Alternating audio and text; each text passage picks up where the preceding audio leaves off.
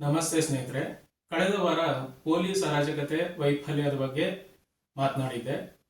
ನಿಮ್ಮಲ್ಲಿ ಹೆಚ್ಚು ಮಂದಿಗೆ ಅನಿಸಿರಬಹುದು, ವಕೀಲನಾಗಿ ಪೊಲೀಸರ ವಿರುದ್ಧ ಮಾತನಾಡೋದು ಬಾಯಿ ಚಪ್ಲ ಅಷ್ಟೇ, ವಕೀಲನಾಗಿ ನ್ಯಾಯಾಂಗದ ಬಗ್ಗೆ ಮಾತನಾಡೋದೇ ಕಷ್ಟ, ಏನೇ ಮಾತನಾಡಿದ್ರು ಕಂಟೆಂಪ್ಟ್ ಆಫ್ ಕೋರ್ಟ್ ಆಗುತ್ತೆ, ನ್ಯಾಯಾಂಗ ನಿಂದನೆ ಆಗುತ್ತೆ. ಯಾಕಂದ್ರೆ ನ್ಯಾಯಾಂಗವನ್ನ ಸಮರ್ಥಿಸಿಕೊಂಡು ಮಾತನಾಡೋದಕ್ಕೆ ಇಲ್ಲಿ ಏನ್ ತಾನೇ ಇದೆ? ವರ್ಷಗಟ್ಟಲೆ ಆದ್ರೂ ಕೇಸುಗಳು ವಿಲೇವಾರಿ ಆಗೋದಿಲ್ಲ. ತಲೆಮಾರಿನ ತನಕ ನಡೆಯೋ ಕೇಸುಗಳ ಬಗ್ಗೆ ಏನಂತ ಸಮರ್ಥನೆ ಮಾಡ್ಕೊಳ್ಳೋದಕ್ಕಾಗುತ್ತೆ? ನ್ಯಾಯಾಂಗದ ವೈಫಲ್ಯಕ್ಕೆ ವಕೀಲರೇ ಕಾರಣ ಅಂತಿಲ್ಲ. ವಕೀಲರನ್ನ ದೂಷಣೆ ಮಾಡೋರು ನಮ್ಮಲ್ಲಿ ಹೆಚ್ಚು ಮಂದಿ ಇದ್ದಾರೆ. ಸ್ನೇಹಿತರೆ, ವಕೀಲನಾಗಿದ್ರು ಸಹಿತ ನ್ಯಾಯಾಂಗದ ವೈಫಲ್ಯಗಳ ಬಗ್ಗೆ ಮಾತನಾಡೋದಕ್ಕೆ ನನಗೆ ಯಾವುದೇ ಹಿಂಜರಿಕೆ ಇಲ್ಲ. ಯಾಕಂದ್ರೆ ನ್ಯಾಯಾಂಗವೂ ಸಹಿತ ವಿಮರ್ಶನೆಗೆ ಹೊರತಾಗಿಲ್ಲ. Fair allegation, fair criticism, contempt of court ಆಗೋದಿಲ್ಲ. ಅಂದ್ರೆ ನಿಮ್ಮ ಟೀಕೆಗಳಿಗೆ, ನಿಮ್ಮ ಆಪಾದನೆಗಳಿಗೆ ಪೂರಕವಾಗಿ ನಿಮ್ಮಲ್ಲಿ ಸಾಕ್ಷ್ಯಗಳಿದ್ರೆ, ಅಂದ್ರೆ ನಿಮ್ಮ ಟೀಕೆಗಳು ಆಪಾದನೆಗಳು ಸತ್ಯವಾಗಿದ್ರೆ, ನ್ಯಾಯ ವ್ಯವಸ್ಥೆ ಅಂದ್ರೆ ಕೋರ್ಟ್ ಆಗ್ಲಿ ಜಡ್ಜ್ ಆಗ್ಲಿ ನಿಮ್ಮ ಮಾತಿಗೆ ಕಿವಿ ಕೊಡ್ಲೇಬೇಕು. ನಿಮ್ಮ ಆಪಾದನೆ ಟೀಕೆಗಳಿಗೆ ಉತ್ತರ ಕೊಡ್ಲೇಬೇಕು. ಇಲ್ಲವಾದಲ್ಲಿ ನ್ಯಾಯಾಂಗ ನಿಂದನೆಗೆ ಅವರೂ ಸಹಿತ ಉತ್ತರದಾಯಿ ಆಗಿರ್ತಾರೆ. ನ್ಯಾಯಾಲಯಗಳಲ್ಲೂ ಸಹಿತ ಸಾಕಷ್ಟು ಸಮಸ್ಯೆಗಳಿದಾವೆ, ಸುಧಾರಣೆಗಳು ಬೇಕಿವೆ. ಮುಂದಿನ ದಿನಗಳಲ್ಲಿ ಎಲ್ಲಾ ರೀತಿಯ ದೊಡ್ಡ ಮತ್ತು ಚಿಕ್ಕ ಚಿಕ್ಕ ವಿಷಯಗಳನ್ನ ಸಹಿತ ಮಾತನಾಡ್ತಾ ಹೋಗ್ತೇನೆ. ಆದ್ರೆ ಈಗ ಸದ್ಯಕ್ಕೆ ಸ್ವವಿಮರ್ಶನೆ, ಆತ್ಮಾವಲೋಕನದ ಸಮಯ, ಇಂಟ್ರೋಸ್ಪೆಕ್ಷನ್ ಟೈಮ್. ಸ್ನೇಹಿತರೆ, ನಾವೆಲ್ಲರೂ ಕೇಸುಗಳು ವರ್ಷಾನುಗಟ್ಲೆ ನಡೆಯುತ್ತೆ ಅಂದ್ರೆ ಅದಕ್ಕೆ ವಕೀಲರೇ ಕಾರಣ. ಅವರು ತಾರೀಖ್ ಪೇ ತಾರೀಖ್ ಅಂತ ಅಡ್ಜರ್ನ್ಮೆಂಟ್ ಡೇಟ್ಸ್ ಕೇಳ್ತಾ ಹೋಗ್ತಾರೆ. ಜಡ್ಜಸ್ ಸಹಿತ ಅವ್ರು ಕೇಳದಂತೆ ತಾರೀಖ್ ಪೇ ತಾರೀಖ್ ಅಂತ ಕೊಡ್ತಾ ಹೋಗ್ತಾರೆ. ಆದ್ರಿಂದಲೇ ನಮ್ಮ ಕೇಸುಗಳು 10 ವರ್ಷಗಳಾದ್ರೂ 20 ವರ್ಷಗಳಾದ್ರೂ ಕೆಲವೊಮ್ಮೆ ನಾವು ಸಾಯೋ ತನಕ ಕೋರ್ಟ್ ಕೇಸ್ ಅಂತ ಅಲಿತಾನೇ ಇರ್ತೀವಿ. ಆದ್ರೆ ನಮ್ಗೆ ನ್ಯಾಯ ಅಂತೂ ಯಾವತ್ತಿಗೂ ಸಿಗೋದಿಲ್ಲ ಅಂತ ವಕೀಲರಿಗೆ, ನ್ಯಾಯಾಧೀಶರಿಗೆ ಹಿಡಿ ಶಾಪ ಹಾಕ್ತಿರ್ತೀರ. ಸ್ನೇಹಿತರೆ, ಒಬ್ಬ ವಕೀಲನಾಗಿ ನಿಮ್ಮ ಮುಂದೆ ದೇವರ ಹೆಸರಿನಲ್ಲಿ ಪ್ರಮಾಣ ಮಾಡಿ, ಮೋಸ್ಟ್ಲಿ ನಿಮ್ಮಲ್ಲಿ ಸಾಕಷ್ಟು ಮಂದಿ ಇದನ್ನು ಒಪ್ಪೋದಿಲ್ಲ. ಸರಿ, ನನ್ನ ಆತ್ಮ ಸಾಕ್ಷಿಯ ಹೆಸರಿನಲ್ಲಿ ಪ್ರಮಾಣ ಮಾಡಿ ನಾನು ಸತ್ಯವನ್ನಷ್ಟೇ ಹೇಳ್ತೇನೆ, ಸತ್ಯವನ್ನಲ್ಲದೆ ಬೇರೇನೂ ಹೇಳೋದಿಲ್ಲ. ಸ್ನೇಹಿತರೆ, ನಿಮ್ಮ ಆರೋಪದ ಪ್ರಕಾರವೇ ನಮ್ಮ ವಕೀಲರೆಲ್ಲರೂ ತಾರೀಖುಗಳನ್ನ ತೆಗೆದುಕೊಳ್ಳೋದನ್ನ ನಿಲ್ಲಿಸಿದ್ರು ಅಂತ ಇಟ್ಕೊಳ್ಳೋಣ. ಜಡ್ಜಸ್ ಸಹಿತ ತಾರೀಖ್ ಪೇ ತಾರೀಖ್ ಕೊಡೋದನ್ನ ನಿಲ್ಲಿಸಿದ್ರು ಅಂತಾನೆ ಇಟ್ಕೊಳ್ಳೋಣ.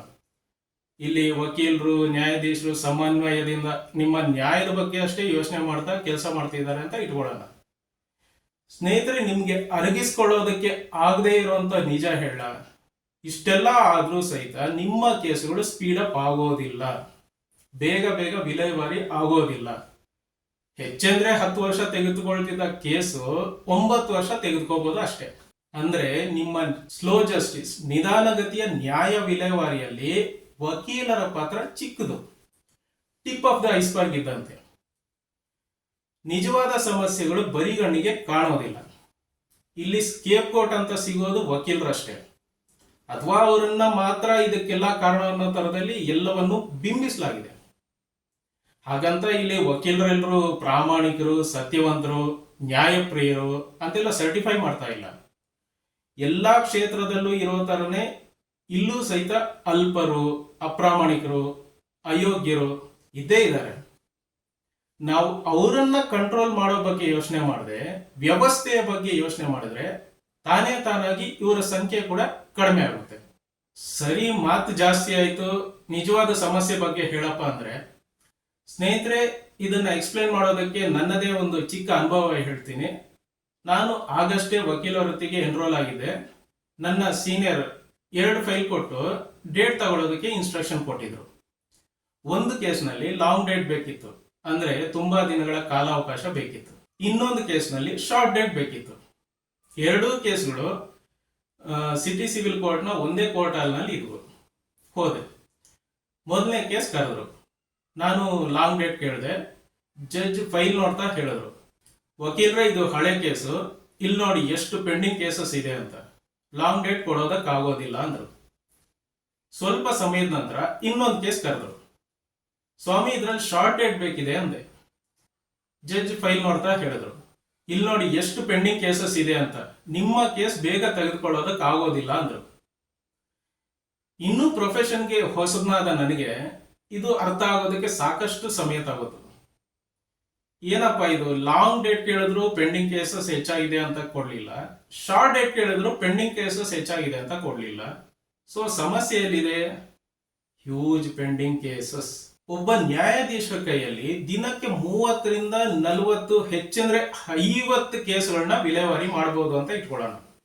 ಆದ್ರೆ ಇವತ್ತು ಒಬ್ಬ ನ್ಯಾಯಾಧೀಶರ ಮುಂದೆ ದಿನಕ್ಕೆ 150ರಿಂದ 200 ಕೇಸ್ಗಳಿದ್ರೆ ಅವ್ರು ಹೇಗ್ ತಾನೇ ಕೆಲಸ ಮಾಡೋದಕ್ಕಾಗುತ್ತೆ? There is limit to human capability. ನ್ಯಾಯಾಧೀಶರು ಸಹಿತ ಮನುಷ್ಯರೇ ಅಲ್ವೇ, ಅವರಿಗೂ ದಿನಕ್ಕೆ ಇಷ್ಟೇ ಕೆಲಸ ಮಾಡೋದಕ್ಕಾಗೋದು ಅಂತ ಮಿತಿ ಇರುತ್ತೆ. ಸಿಂಪಲ್ ಆಗಿ ನೀವೇ ಯೋಚನೆ ಮಾಡಿ, 8 ಗಂಟೆ ಸಮಯದಲ್ಲಿ ನೀವು 4 ಜೊತೆ ಬಟ್ಟೆ ಹೊಲಿಬಹುದು ಅಂತ ಆದ್ರೆ 20 ಜೊತೆ ಬಂದ್ರೆ ಏನ್ ಮಾಡ್ತೀರಾ? ನಾಳೆಗೆ ಅಂತ ಎತ್ತಿಡ್ತೀರಾ. ನಾಳೆ 20 ಜೊತೆ ಬಂದ್ರೆ, ನಾಡಿದ್ದು 20 ಜೊತೆ ಬಂದ್ರೆ ಆ ಬಟ್ಟೆಗಳ ರಾಶಿನಲ್ಲಿ ಮುಳುಗೋಗ್ತೀರಾ. ಪರಿಹಾರ ಏನು? ನಿಮ್ಮ ಜೊತೆ ಇನ್ನೂ 2-3 ಟೈಲರ್ಗಳನ್ನ ಕೆಲಸಕ್ಕೆ ತೆಗೆದುಕೊಳ್ಳೋದೇ ಅಲ್ವೇ? 3-4 ನ್ಯಾಯಾಧೀಶರ ಕೆಲಸವನ್ನ ಒಬ್ಬರೇ ಮಾಡಬೇಕು ಅಂತ ಎಕ್ಸ್ಪೆಕ್ಟ್ ಮಾಡೋದ್ರಲ್ಲಿ ಏನಾದ್ರೂ ಅರ್ಥ ಇದೆಯಾ? ಸಾಲದಕ್ಕೆ ಕೋರ್ಟ್ ಸ್ಟಾಫ್ ಕೊರತೆ ಬೇರೆ. ಒಂದು ದಿನ ಟೈಪಿಸ್ಟ್ ಇರೋದಿಲ್ಲ, ಒಂದು ದಿನ ಕ್ಲರ್ಕ್ ಇರೋದಿಲ್ಲ. ಕೋರ್ಟ್ ಸ್ಟಾಫ್ ಒಬ್ರು ಇಲ್ದಿದ್ರು ಸಹಿತ ಎಷ್ಟು ಕೆಲಸಗಳು ನಿಧಾನವಾಗುತ್ತೆ ಅಂತ ರೆಗ್ಯುಲರ್ ಆಗಿ ಕೋರ್ಟ್ ಅಟೆಂಡ್ ಮಾಡೋ ನಿಮ್ಮ ಸ್ನೇಹಿತರನ್ನ ಕೇಳಿ ನೋಡಿ, ನಿಮ್ಗೆ ಗೊತ್ತಾಗುತ್ತೆ. ಅಂದ್ರೆ ಇಲ್ಲಿ ನ್ಯಾಯಾಧೀಶರ ಮತ್ತು ಕೋರ್ಟ್ ಸ್ಟಾಫ್ಗಳ ಸಂಖ್ಯೆಗಳನ್ನ ಹೆಚ್ಚಿಸಬೇಕಿದೆ. ಒಬ್ಬರ ಜಾಗಕ್ಕೆ 3ರಿಂದ 4 ಜನ ಬರಬೇಕಿದೆ. ಆದ್ರೆ ಸ್ನೇಹಿತರೆ, ಬೇಡಿಕೆಗೆ ತಕ್ಕಂತೆ ಇಲ್ಲಿ ರಿಕ್ರೂಟ್ಮೆಂಟ್, ನೇಮಕಾತಿ ಆಗೋದಿಲ್ಲ. ಒಂದು ಕಡೆ ಭಾರತದಲ್ಲಿ ನಿರುದ್ಯೋಗ ಸಮಸ್ಯೆ ಇದೆ, ಡಿಗ್ರಿ ಮೇಲೆ ಡಿಗ್ರಿ ಮಾಡ್ಕೊಂಡಿದ್ರು ಕೆಲಸ ಇಲ್ಲ. ಇನ್ನೊಂದು ಕಡೆ ಭಾರತದಲ್ಲಿ ಕೆಲಸಗಾರರ ಅವಶ್ಯಕತೆ ಇದ್ರೂ ನೇಮಕಾತಿ ನಡೆಯೋದಿಲ್ಲ.